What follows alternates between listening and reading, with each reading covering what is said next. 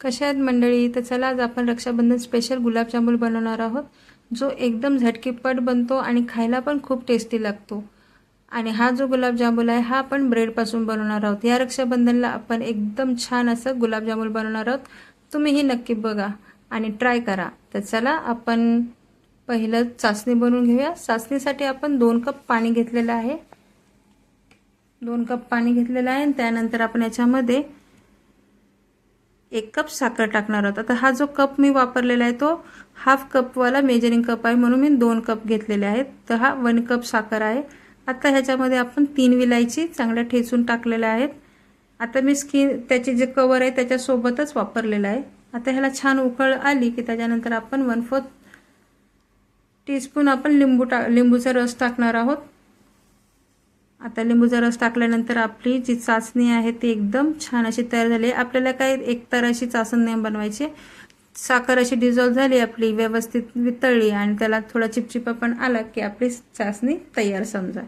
आता याच्यासाठी आपण 10 ब्रेड घेतलेले आहेत। 10 ब्रेड मी आपला मैद्याचा ब्रेड घेतलेला आहे आणि याला जस्ट त्याचे साइड आहेत हे आपल्याला कट करून घ्यायचे आहेत की याचा वापर आपण जर ब्रेड गुलाबजामुन बनवताना यूज केला तर ते एकदम असा कडक बनतील आणि त्याचा कलरही चेंज होईल। तर आपले जे ब्रेड तयार आहेत कट करून, आता मी एक प्लेट घेतलेली आहे आणि त्याच्यामध्ये मी 1/4 कप आपला पनीर घेतलेला आहे। आता पनीरला आपण छान असं हाताने कुस्करून घेऊया। जरी तुम्ही कुस्करलं नाही तरी चालेल, कारण असंही आपल्याला मिक्सरमध्ये टाकायचं, पण कुस्करल्यामुळे काय होईल त्याच्यामध्ये जर गाठी-बिठी असतील तर त्या निघून जातील आणि मिक्सरमध्ये पण आपल्याला एकदम सोपं पडेल। त्याला छान असं आपण कुस्करून घेतलंय।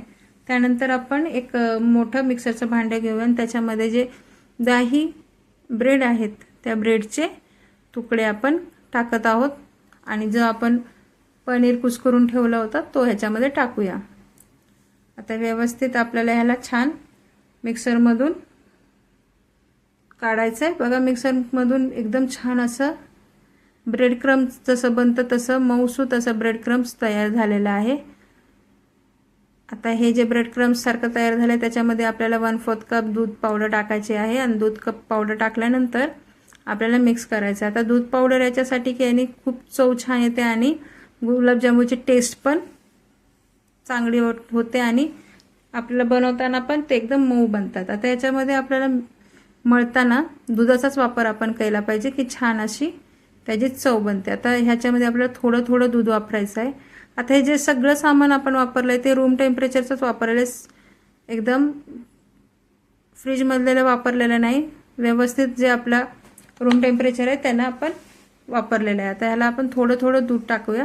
त्याच्यासाठी एकूण आपल्याला 1/4 कप दूध आणि प्लस 1 चम्मच दूध म्हणजे 5 टेबलस्पून 5 ते 6 टेबलस्पून आपल्याला दूध लागलेले आहेत आणि याला मळून घ्यायचं आहे आपल्याला व्यवस्थित। आता या पिठाचं कसं आहे, तुम्ही मळल्या लगेच गुलाबजामुन बनवले तर एकदम छान बनतात, पण जर तुम्ही हे पीठ ठेवलं तर ह्याला लगेच हा सुक्क पडतं। तर मग जरी सुक्क पडलं तर तरी तुम्ही थोडंसं दुधाचा हात घेऊन किंवा थोडंसं दूध टाकून पुन्हा मळलं की पुन्हा ते व्यवस्थित त्याच टेक्स्चरला येतं। तर छान असं आपलं पीठ तयार झालेलं आहे आणि याचे आता आपल्याला छान गुलाबजामुन करून घ्यायचे आहेत। आता या गुलाबजामुनमध्ये मी मनुक्याचं स्टफिंग टाकत आहे। तुम्ही काजू, बदाम, पिस्ता कशाचं पण स्टफिंग टाकू शकता किंवा नाही टाकलं तरी छान बनतात।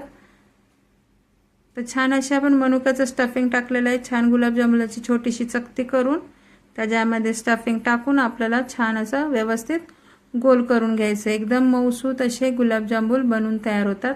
बघा छान असं मऊसूत तयार झाले। असे एकूण आपले 18 ते 19 गुलाबजामुन बनतात। तेल मी आधीच गरम करायला ठेवलं होतं मीडियम गॅसवर आणि याच्यामध्ये आपण गुलाबजामुन तळून घेऊयात। तेल जास्त गरम नाही पाहिजे, मीडियम आचेवरच पाहिजे, नाही तर आपले जे गुलाबजामुन आहेत ते लगेच करपतील आणि मग करपल्यावर काय होईल, जो गुलाबजामुनची जी चव आहे ती थोडी करपट लागेल आपल्याला। तर आपल्याला मीडियम गॅसवर ठेवायचं आणि गुलाबजामुनला जास्त आपला चम्मच लागू नाही द्यायचा। व्यवस्थित फक्त तेलाला आपल्याला गोल गोल करायचं आहे, म्हणजे जे गुलाबजामुन आहेत ते सर्व बाजूने व्यवस्थित तळले जातील आणि समान असा कलर येईल। बघा छान असं तळलं गेले बघा आणि छान असा समान कलर पण आलेला आहे गुलाबजामुनला। छान असे गुलाबजामुन आपले तयार झालेले आहेत। आता आपण हे एका प्लेटमध्ये काढून घेऊया। तर छान व्यवस्थित आपल्याला हे गरम गरम गुलाबजामुनच आपल्याला चासणीमध्ये टाकायची. आपली चासणी पण थोडी गरमच हवी. तर चासणी मी थोडी आपली गरम पुन्हा केली आणि एका भांड्यामध्ये काढून घेतलेली आहे. आणि याच्यामध्ये आपल्याला जे बनवलेले गुलाबजामुन आहेत ते टाकून घ्यायचे आहेत. तर बघा मी गुलाबजामुन टाकत आहे. सगळे गुलाबजामुन एकत्रच टाकलेले आहेत. आता ही जेवढी चासणी आहे ती गुलाबजामुन एकदम व्यवस्थित शोषून घेईल आणि आपले गुलाबजामुन एकदम रसरशीत असे बनतील. हा छोटा गुलाबजामुन मी ज्या वेळेस तळत होती त्यावेळेस पहिला टाकला होता. तर छान असा आपले गुलाबजामुन आपण ठेवूया 1-1.5 घंटा आणि त्याला चांगलं मुरू देऊया आणि ती जी चासणी आहे ती पूर्ण शोषून घेईल. बघा 1.5 घंट्यानंतर आपली जी गुलाबजामुन आहे त्यांनी छानपैकी जो रस आहे तो चासणीचा तो शोषून घेतला आहे आणि एकदम छान असे रसरशीत गुलाबजामुन आपले तयार झाले आहेत. त्याच्यावरती मी काजू बदामचे काप ठेवलेले आहेत. तुम्ही पिस्त्याचे काप पण ठेवू शकता. बघा किती छान असे आपले गुलाबजामुन तयार झालेले आहेत. तर असे रसरशीत गुलाबजामुन तयार झालेले आहेत. मी तुम्हाला एक गुलाबजामुन तोडून दाखवते की तो आतमधून कसा झालेला आहे. तर वाटीमध्ये मी गुलाबजामुन घेतलेला आहे. आता याला आपण तोडून बघूया. आता तोडलाय मी. बघा तोडल्यानंतर हा आतपर्यंत जो रस आहे तो मुरला गेलाय. आता आतमध्ये स्टफिंग असल्यामुळे याचे 3 तुकडे झालेले आहेत. नाही तर 2च तुकडे झाले असते. पण रस हा बघा किती छान असा आतपर्यंत गेलेला आहे आणि आपला रसरशीत असा गुलाबजामुन तयार झालेला आहे. तर नक्की ह्या रक्षाबंधनला हे गुलाबजामुन ट्राय करा. व्हिडिओला लाईक करा, शेअर करा आणि चॅनलला सबस्क्राईब